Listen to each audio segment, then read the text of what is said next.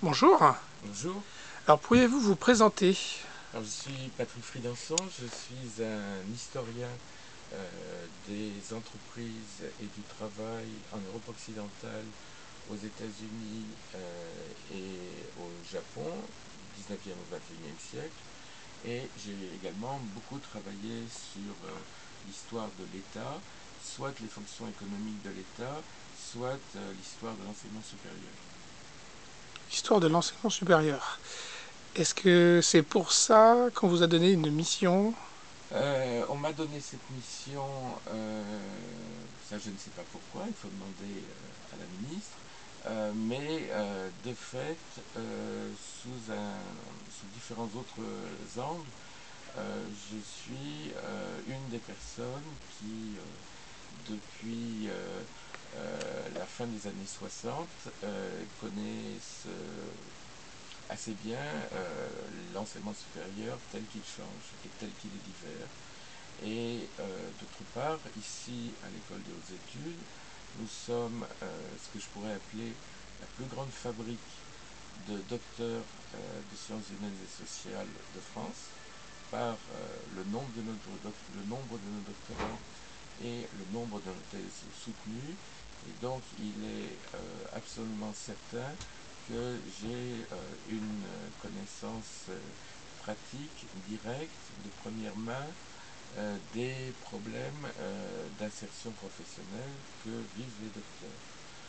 La dernière raison, c'est que je suis de ceux qui souhaitent des résultats concrets de l'action publique et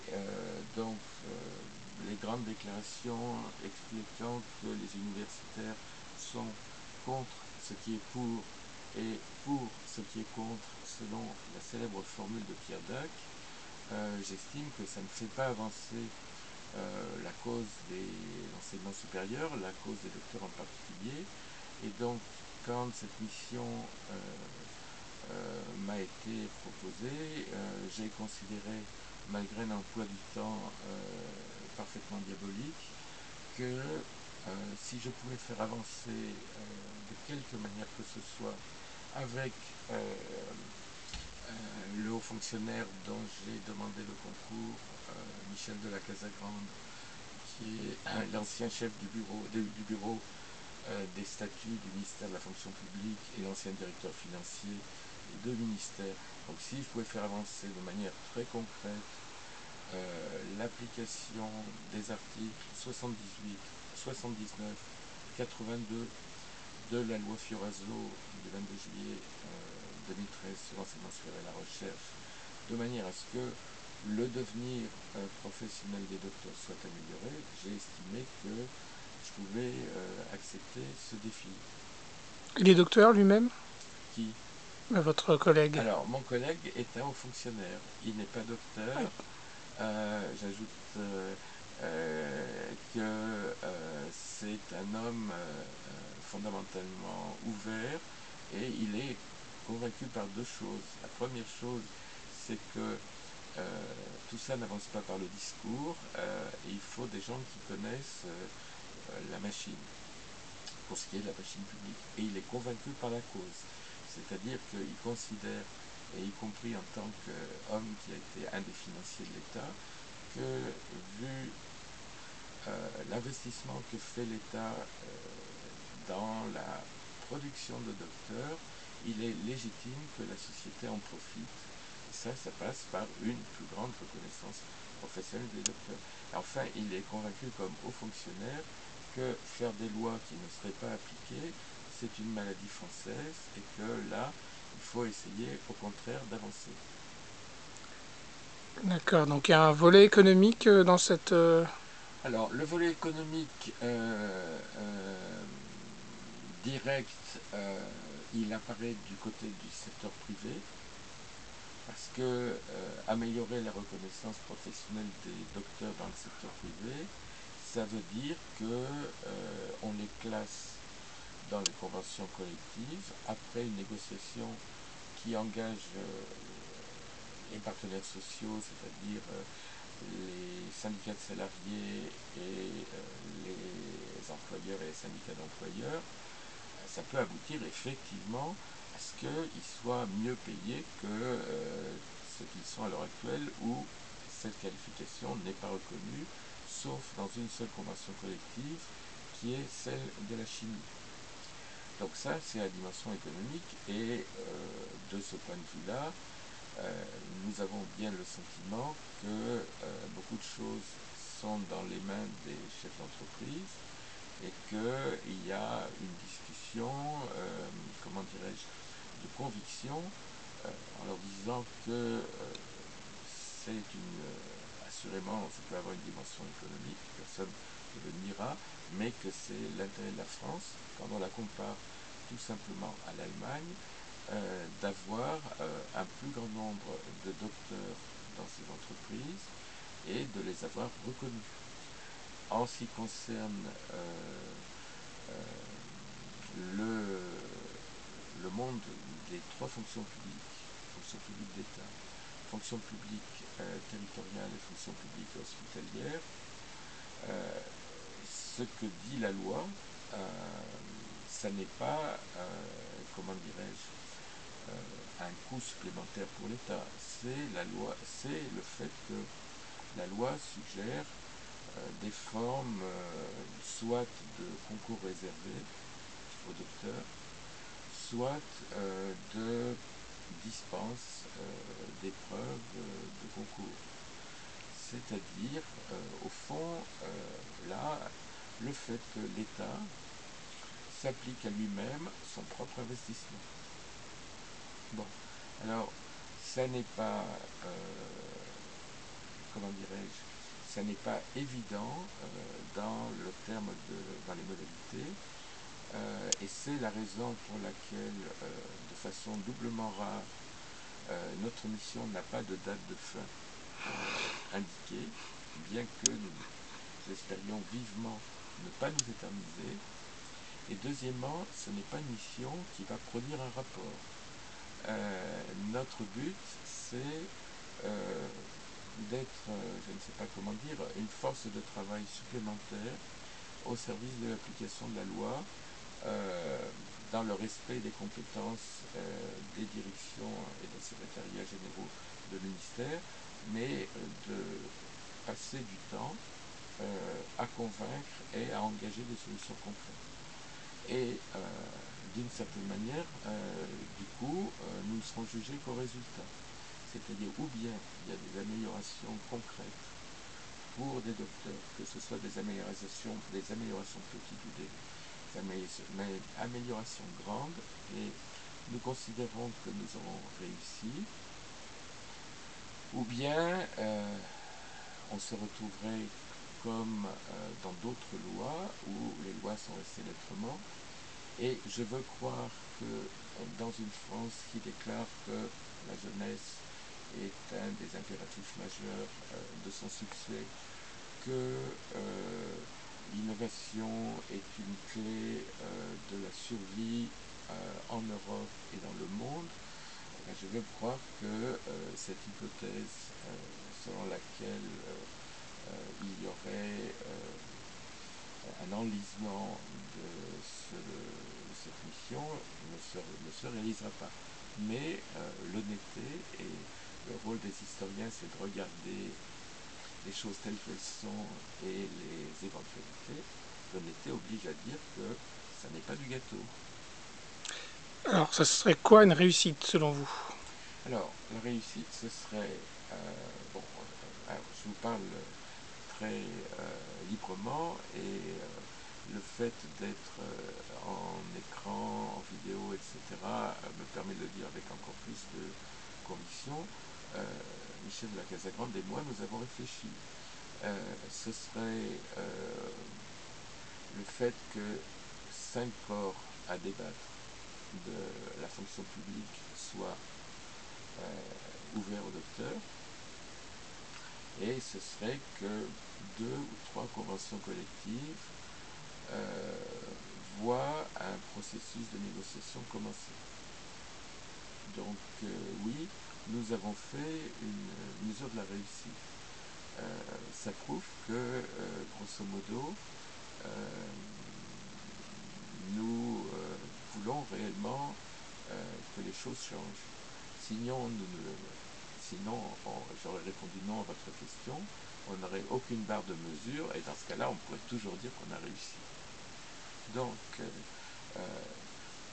on est ambitieux. Et on est ambitieux pour aussi une autre raison, c'est qu'il y a eu, d'une part, un travail d'enquête, notamment une enquête du Centre d'études et de recherche sur les qualifications, le CEREQ, une enquête du Commissariat général à la stratégie et à la prospective, qui est en fait, comme vous le savez, la résurrection du commissariat au plan, mais avec un nom affiché dehors, qui ont montré que la France produit moins de docteurs que la moyenne internationale des pays comparables, et que, deuxièmement, la part de docteurs hors enseignement supérieur et recherche est une des plus faibles des grands pays industriels.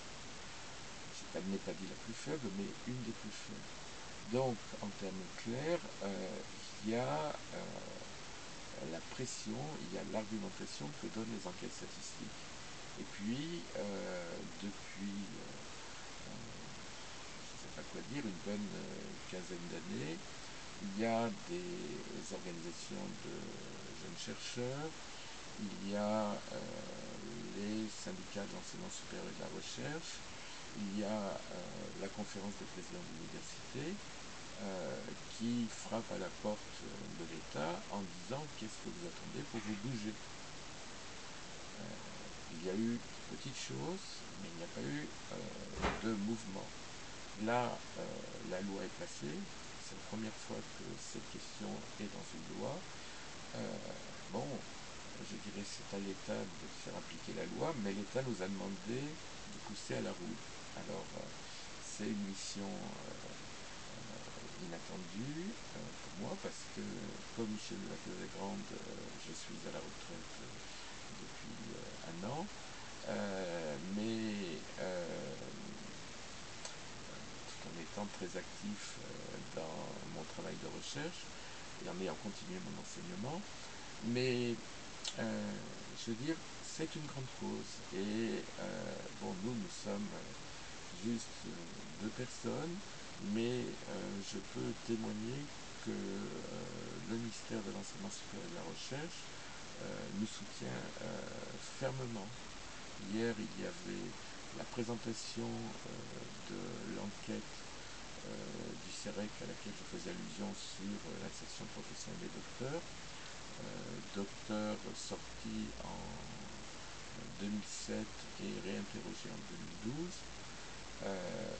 Le ministère avait choisi l'amphi Poincaré, qui est le seul grand amphi qui est rue Descartes, et l'amphi était plein. Donc, nous tentons de faire ce que nous pouvons, avec aussi l'appui des assises de l'enseignement supérieur et de la recherche de 2012, où ce point avait été mis en exergue. J'ajoute que sans avoir du tout le pouvoir de mobiliser la presse, je pense que plus la presse parlera non pas de nous, de notre mission, mais de la cause des docteurs, plus la presse fera ce qui est un de ses rôles à côté d'informer et de commenter, qui est celui de contribuer à la transformation de la société. D'accord, donc votre mission, c'est pas de faire gagner du temps aux... Alors, notre mission, c'est l'inverse, c'est d'aller aussi vite que possible. De toute façon, la loi oblige à un rapport du ministère au bout de 2 ans. 2 ans, ça fait juillet 2015. Notre mission, c'est au contraire d'accélérer. Alors, accélérer, il ne faut pas se méprendre. Il y a des gens qui disent comme ça, il faut aller vite, il faut aller vite, et puis le résultat, rien ne se passe, il y a une levée de boucliers, et les gens ensuite se tordent les mains et disent ce sont les autres qui sont responsables. Donc nous ne sommes pas des maîtres Jacques. Nous n'avons aucune ambition de donner des leçons. Nous allons commencer consulter l'ensemble des personnes qui détiennent les clés des différentes manettes. C'est qui? Le ministère de la fonction publique, les différents ministères qui peuvent employer les docteurs, le MEDEF, les grandes fédérations professionnelles du MEDEF. CGPME aussi? CGPME aussi, oui, bien sûr, puisque je veux dire que il y a aussi, et l'exemple de l'Allemagne le montre, des possibilités d'emploi pour des docteurs dans des PME innovants. Nous avons aussi discuté avec le ministère de l'Intérieur pour cause de la direction des collectivités territoriales et probablement avec l'association des régions de France. Et j'ajoute les syndicats de la fonction publique parce que tout le monde sait qu'ils sont vigilants, on les comprend, sur les conditions d'accès et de recrutement des fonctionnaires et les organisations dans toute leur diversité d'ingénieurs et cadres du secteur privé. Donc, mais si vous voulez, le but ne sera pas de dire il faut parler, ce sera de dire il y a une loi, cette loi bénéficie sur ce point d'éléments de consensus importants. Comment faire en sorte que on applique et qu'on applique bien. Quand je dis appliquer bien, c'est de reconnaître les docteurs dans la catégorie A+, de la fonction publique et de les classer à un échelon correct des conventions collectives.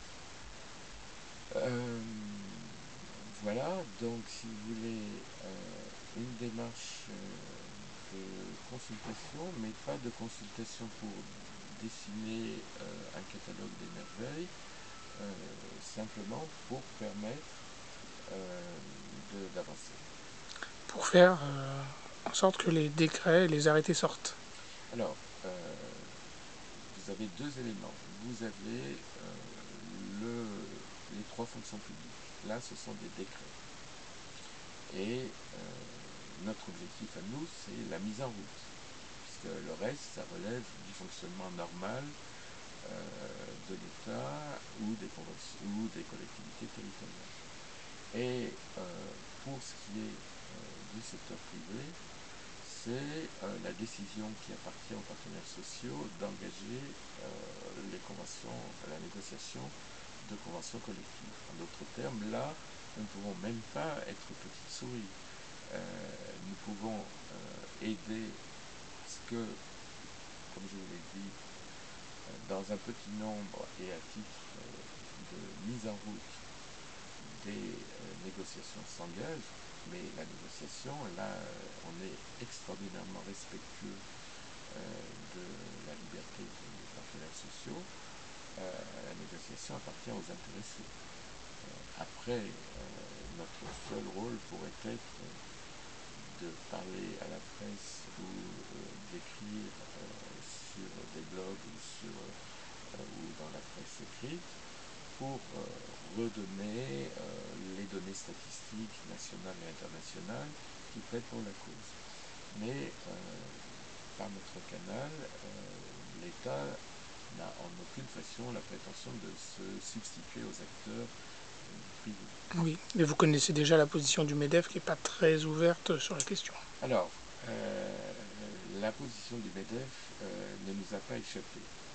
Et en d'autres termes, si on avait voulu mener la vie, comment dirais-je, désincarnée que certains attribuent aux universitaires pour mon cas, ou aux fonctionnaires comme pour Michel de la Casagrande, nous aurions refusé la mission et nous aurions chaussé nos pantoufles avec le plus grand entrain.